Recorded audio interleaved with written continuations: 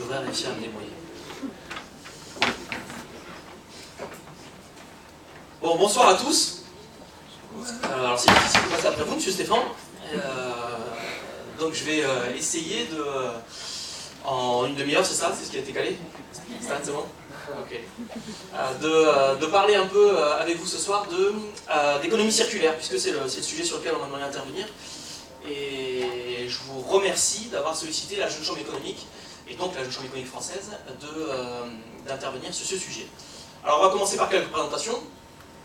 Donc moi je suis Nicolas Lefebvre, membre de la Jeune Chambre économique de Millau, j'étais président national de la Jeune Chambre économique française en 2010, et la Jeune Chambre économique française développe cette année une thématique nationale sur l'économie circulaire, d'où ma présence ce soir avec vous. La Jeune Chambre économique française, c'est quoi? C'est un mouvement international de jeunes de 18 à 40 ans qui prennent des initiatives citoyennes pour, on va dire, faire avancer le monde et qu'il soit meilleur demain qu'aujourd'hui. Donc 200 000 personnes dans le monde, 2000 en France, un peu plus d'une vingtaine ici à Millau, des initiatives locales, donc penser local et réussir à agir mondial. En France, le mouvement a été créé par Yvon Chotard en 1952. Pour ceux qui s'en souviennent, Yvon Chotard, ça a été le premier patron des patrons, parce qu'à l'époque, il n'y avait pas d'organisation patronale. Et j'aime bien faire référence à Yvon Chotard parce que ça explique un peu ce qu'on va faire aujourd'hui. La philosophie d'Yvon Chotard en 1952, c'était la reconstruction de la France. Et il avait la conviction intime que pour reconstruire un pays, ça ne pouvait pas se faire sans les entrepreneurs, ça ne pouvait pas se faire sans les entreprises. Et c'est un petit peu la justification de notre présence aujourd'hui ici. Nous, à la Jeune Chambre économique, on est convaincus qu'un territoire il se dessine aussi avec les entreprises, aussi par les entreprises. Donc c'est ce qui nous amène à 2014. La situation économique mondiale, alors je ne vais pas vous faire un topo sur ce qu'est le monde, comment il va aujourd'hui, comment il ne va pas. On a connu un phénomène de mondialisation, des pays émergents, dans les pays occidentaux, un ralentissement très important de la croissance et une explosion de la croissance dans les pays émergents et les nouveaux pays émergents. Tout ceci avec un phénomène de raréfaction des ressources naturelles. Et des ressources naturelles fossiles surtout. Tout ça nous amène à repenser les positions des entreprises sur le territoire. Le modèle économique dans lequel nous vivons aujourd'hui est un modèle simple. Je vais essayer de vous démontrer qu'il a vécu et qu'il a fait son temps. Le modèle économique est le suivant, il est très linéaire. On extrait, on fabrique, on consomme, on jette. Voilà. On a tous été formés à ce modèle-là. On vit tous les jours aujourd'hui sous ce modèle-là. Et c'est difficile d'en changer. D'autant que les industriels et les marketeurs et tout ce qui gravite autour du monde de l'entreprise fait très bien son boulot pour nous maintenir dans ce système-là. Qui a un iPhone ici? Okay. Qui est passé de l'iPhone 4S à l'iPhone 5, par exemple? Non, quand même pas? Bon, il y a quand même des bons élèves. Mais Apple, c'est l'image type de l'entretien de l'obsolescence. On fabrique, on design un nouveau modèle, parce qu'il est nouveau, on vous fait acheter un nouveau modèle, même si l'ancien est toujours bon, c'est pas grave, il faut quand même passer au nouveau modèle.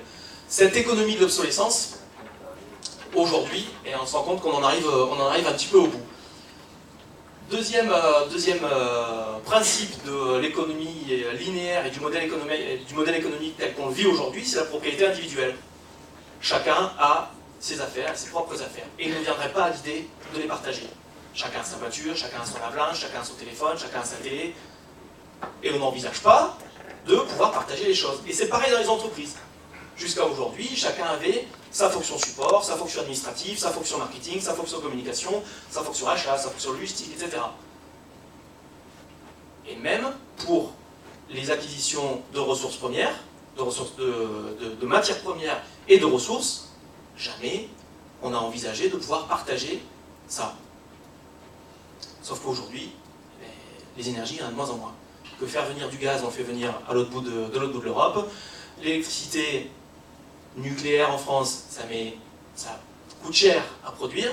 Et les ressources fossiles sont raréfiées. Notre empreinte, alors c'est un mot que j'aime bien, tout le monde veut absolument marquer son empreinte sur son temps, sur sa ville, sur tout ce qui lui appartient, sauf que le mot empreinte, c'est aussi l'empreinte environnementale. Et à vouloir trop marquer son empreinte, malheureusement, c'est notre environnement qu'on marque. Alors, l'économie circulaire, c'est quoi? Alors, je vous ai mis un petit schéma là qui est assez parlant. On va essayer de le détailler un petit peu. Ce qu'il faut bien comprendre dans l'économie circulaire, c'est que les objectifs sont les suivants. 1. Minimiser les impacts sur l'environnement. 2. Maximiser les durées d'usage. 3. Consommer moins de ressources. 4.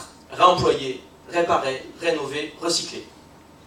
Vous voyez, on est à l'opposé d'Apple et de l'iPhone 4S et de l'iPhone 5. Je n'ai rien contre Apple. Qu'on soit bien d'accord, même si... Ouvrez le contraire. Même si ceux qui me connaissent savent que j'ai d'énormes difficultés avec la petite pomme. Mais sinon, à part ça, je n'ai aucun problème. Alors, comment on va dans la zone... C'est pas un Apple, ça, non? Alors, donc voilà les maîtres mots de l'économie circulaire. Alors, si vous voulez qu'on détaille le schéma, on va commencer en haut à gauche. Parce que le principe même de l'économie circulaire, c'est que pour toute production, on commence par une éco-conception. C'est-à-dire que dès la conception du produit, on va penser à intégrer, minimiser les impacts, maximiser la durée de vie, consommer moins de ressources, réemployer, réparer, rénover, recycler. C'est-à-dire qu'on va concevoir des produits avec des matières, des objets et des produits qui pourront être remplacés, qui pourront être réutilisés, qui pourront être réparés. Deuxième phase, on va appeler ça l'économie industrielle et territoriale. Chercher à modifier son organisation pour pouvoir partager, pour pouvoir optimiser la circulation et les besoins en énergie et les ressources naturelles. L'échange, la mutualisation. Troisième étape, l'économie de la fonctionnalité. Là, on est dans le pragmatisme. C'est l'idée de la location de voitures, par exemple. Une entreprise a des VRP, les VRP roulent la semaine, les véhicules le week-end, ils font rien. À quoi ça sert de laisser un véhicule qui fait rien le week-end? Peut-être qu'à côté de nous, il y a des gens qui ont besoin de ces véhicules-là, qui auraient besoin de ces véhicules-là. Ou l'auto-libre, ou d'autres systèmes de partage. Quatrième étape, le réemploi. On introduit dans le cycle de fabrication du produit du réemploi qui permet, non pas en fin de vie du cycle du produit, mais intégré au cours de vie du cycle du produit, que le produit serve à quelqu'un d'autre. Je vous donne un exemple. Je suis fabricant de voitures, Renault. Plutôt que de chercher à vendre un maximum de voitures neuves, je vais chercher à louer un maximum de voitures neuves. Pour qu'au bout de 2 ans, les voitures me reviennent et que j'entretienne le marché de l'occasion. Plutôt que d'avoir à fabriquer énormément de nouvelles voitures, je vais chercher à faire des voitures qui soient les plus longues possibles en durée de vie, pour qu'on intègre la deuxième vie du véhicule dès la vente, dès la fabrication en première vie. Deuxièmement, l'apparition. C'est l'image même de l'informatique et de la téléphonie. Aujourd'hui, cherchez à faire réparer votre ordinateur. Le premier réparateur que vous allez voir va vous dire « Attends, ça ne sert à rien de changer telle pièce, ton ventilateur et tout. Aujourd'hui, un nouvel ordinateur, ça va coûter 250 €. Ta pièce plus la main d'œuvre, ça coûte 240 €. On change. » Troisième, je suis à combien? 1, 2, 3, 4, 5, 6. Sixième, réutilisation. Chaque objet peut avoir une nouvelle vie. Donc là, on ne parle pas forcément du produit fini, on parle des objets qui ont servi à la conception d'autres produits, qui peuvent eux-mêmes connaître un autre usage, pas forcément avec le même usage que celui pour lequel vous l'aviez conçu, mais qui peuvent être utilisés autrement. C'est l'exemple des pièces pour les lave-linges, des pièces pour tout un tas de produits de la vie quotidienne Aujourd'hui, c'est en panne, on jette, sauf que si le fabricant intégrait dès le début une autre utilité à ces pièces détachées, on pourrait en faire autre chose. Dernier point, le recyclage. Bien sûr. Recyclage qui permet au fabricant initial de ne plus avoir à produire autant de matières premières et à dépenser autant d'énergie. S'il récupère sa matière première initiale, forcément, ça coûtera moins cher. 60% du coût d'un produit que vous achetez aujourd'hui de la vie quotidienne est lié à sa matière première. 60%. Donc si le fabricant arrive au bout de ce cycle à recycler, à récupérer sa matière première, vous imaginez le poids économique que ça pourrait, l'impact économique que ça pourrait avoir sur les produits. Donc ce nouveau modèle économique, réduire, réutiliser, refabriquer, recycler. Alors bien sûr, on va parler beaucoup des déchets, mais pas que des déchets.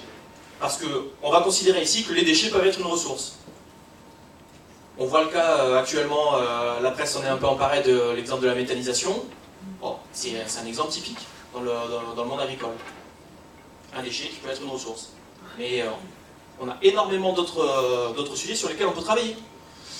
Le papier, je sais que le GECO s'est emparé du sujet des palettes, c'est un sujet extraordinaire. Donc là, on est en plein dans le sujet. Ce modèle économique de l'économie circulaire, en fait, c'est quoi? C'est du développement durable, de l'économie verte, de l'économie de la fonctionnalité et de l'économie industrielle. Alors, si on veut donner quelques exemples, alors il y a à la fois de l'exemple et on va dire de l'inspiration pour faire mieux, appliquer à notre territoire. Alors, je m'attends à avoir la remarque, tu as écrit 2 exemples et il y a 3 points. C'est normal, ne vous inquiétez pas.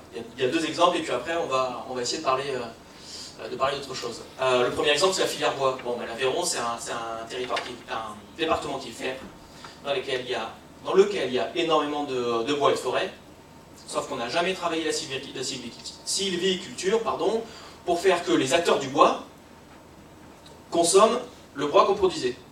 Donc aujourd'hui, on est des acteurs du bois qui font venir des essences de l'autre bout de la planète, et nous, le bois qu'on cultive, on l'envoie à l'autre bout de la planète.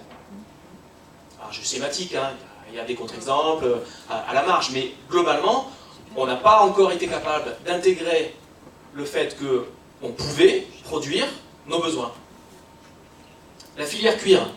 Alors, il n'aura échappé à personne que Millau est une ville de cuir. Pourquoi est-ce que Millau est une ville de cuir? Parce que, historiquement, il y a une filière ovine en Aveyron, en Sud-Aveyron. Donc des agneaux, des brebis, des moutons. Avec ces brebis, on fait du fromage. Et un fromage connu, hein, que tout le monde connaît ici. Et puisque en Aveyron, on n'aime pas gâcher, une fois qu'on a fait du fromage, qu'on a mangé la viande, on a trouvé que la peau était intéressante à travailler. Donc, on a créé des mégisseries et des mégisseries. Donc la mégisserie, c'est le processus industriel de transformation de la peau en cuir. Donc à Millau, il reste 3 mégisseries. Initialement, donc on avait des agneaux, on faisait du cuir, et avec le cuir, on a fait des gants, de gantiers. Aujourd'hui, avec les évolutions de la race qu'on a demandé aux agriculteurs pour le lait, pour la viande, on a oublié qu'il y avait des mégissiers et on a oublié qu'il y avait des gantiers. Donc aujourd'hui, la situation est la suivante. On a un cheptel très important, on produit du lait pour la filière Roquefort, on produit de la viande, on va faire abattre les agneaux et les brebis pour une majorité à l'extérieur du département à Sisteron. Alors on en a aussi à Saint-Affrique et à Rodez et à Cap-de-Nac, heureusement. Donc les bêtes élevées ici vont se faire abattre en dehors du département à Sisteron. Les peaux partent ensuite en Espagne.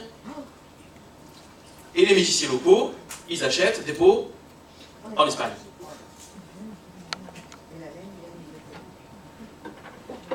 Alors, après, est-ce qu'ils achètent la même race de peau ou pas? Bon, là, il y a un petit débat. C'est plus forcément la même race. Donc aujourd'hui, les Mégissi n'achètent plus de la race Lacone, ou plus trop.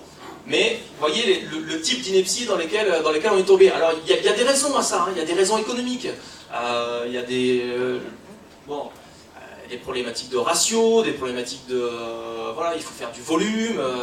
Tout ça, je veux bien l'entendre, pour entretenir des outils industriels. Mais, quand on regarde d'un point de vue factuel la situation aujourd'hui, c'est celle-là. Aujourd'hui, on a les éleveurs, on produit des agneaux, on a toujours les industriels de la peau, sauf qu'aujourd'hui, les poils viennent d'Espagne et que nos agneaux, ils partent ailleurs. Juste un petit exemple. Donc moi, j'exploite des fromageries à Millau et je développe un petit site internet de vente à distance de produits aveyronnais. Donc je vends l'identité aveyronnaise pour les produits terroirs à des personnes qui sont pas forcément sur le département, mais qui vont apprécier nos produits quand ils sont venus les découvrir. Alors moi j'ai une problématique de frais. On est bien compte que quand j'expédie du fromage, forcément le jour où j'expédie du Roquefort à l'autre bout de la France ou à l'autre bout de l'Europe, la personne elle apprécie que le fromage il arrive à peu près frais. Donc bien sûr il y a des normes, etc. J'ai passé 2, 3, 4 mois à trouver un fabricant qui était capable de me faire des poches de gel, vous savez, qui arrivent à conserver le froid. Ce genre de poche de gel qu'on se met sur le genou, sur la cheville, on s'est fait une entorse. Et un jour j'ai eu un réflexe en allant chez un restaurateur à Millau qui lui recevait son poisson dans des barquettes avec ces poches de gel là. Mais moi le premier, je n'avais jamais eu le réflexe d'aller voir mon voisin, trois commerces au-dessus, pour savoir comment il recevait ses poissons, parce que son déchet à lui, c'est-à-dire cette poche de gel, pour moi ça peut être c'est inconsommable. Vous comprenez? Donc ce sont ces démarches-là qui nous font entrer dans l'économie circulaire. Son déchet à lui, pour moi il est utile. Donc quand lui avant il le jetait, maintenant il le met de côté et moi je le réutilise. Et tout le monde est gagnant. Si vous avez envie d'aller plus loin sur ces sujets de l'économie circulaire, alors sachez que la Jeune Chambre économique, alors bien sûr ici à Millau, ce sont des sujets qu'on va traiter. Partout en France, la Jeune Chambre économique française et les Jeunes Chambres économiques locales vont traiter ces sujets. Alors c'est des sujets qu'on travaille en partenariat avec la Fondation Nicolas Hulot, avec la Fondation Hélène MacArthur et avec l'Institut de l'économie circulaire, au sein duquel on a été intégré au conseil d'administration. Je vous invite à suivre attentivement la presse les 10 prochains jours, parce que dans 10 jours, il y a les assises nationales de l'Institut de l'économie circulaire. Et enfin, un petit clin d'œil au Cradle to Cradle, donc pour les francophones avertis, donc c'est du berceau au berceau. C'est voilà, une technique qui rentre dans la partie de l'économie circulaire. Et donc je vous ai mis le lien, si ça vous intéresse, n'hésitez pas à venir me voir après. J'espère que ça vous a intéressé, que je ne vous ai pas trop endormi. Je vais céder la parole puisque j'ai écoulé mon temps. Je vous dis merci, donc j'ai écrit merci en vert, et merci de ne pas oublier ni Lavoisier ni Gaston Berger qui étaient des précurseurs sur le sujet de l'économie circulaire. Alors, merci à tous.